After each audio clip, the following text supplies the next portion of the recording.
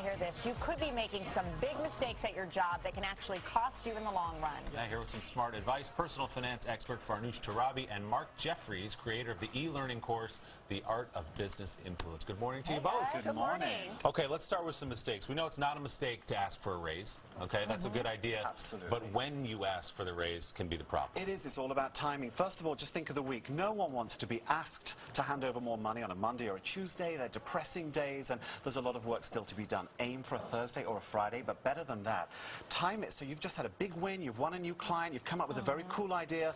That's when you ask for your raise. And if you get rejected, don't walk away a loser. Negotiate before you leave, especially important for women because we don't negotiate.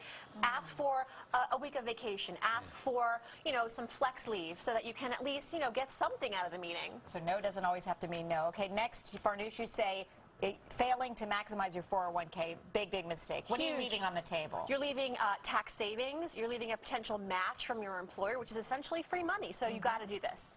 All right, so max it out as much as you can. Okay, how about this one, Mark? Spreading negativity. What's a good example of what that can do? Okay, the sort of person that comes into the office going, oh, this winter I can't stand it, the trains were late, the traffic was bad.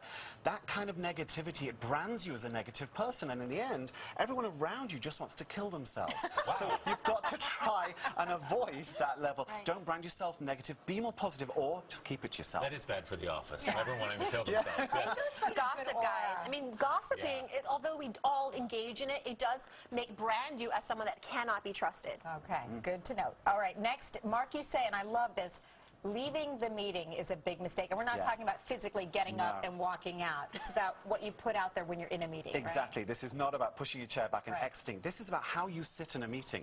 There is a notional, imaginary curtain of air between the edge of the table and the ceiling. You should be through that. This means I'm in the meeting. I look interested. I could be the most bored person in here, but I look interested. The minute you lean back, you've left the meeting. And not only that, watch people around you. If they they start looking at their phones or leaning back, you've lost them.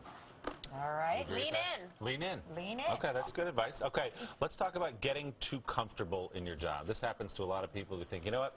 I'm going to play it safe. I'll be here forever. You should always be updating LinkedIn. You should always be circulating your resume. The best advice I ever got from my first manager was, even when you've just started a job, it doesn't mean game over. The best time to get a job is when you have one. You want to be proactive, not reactive.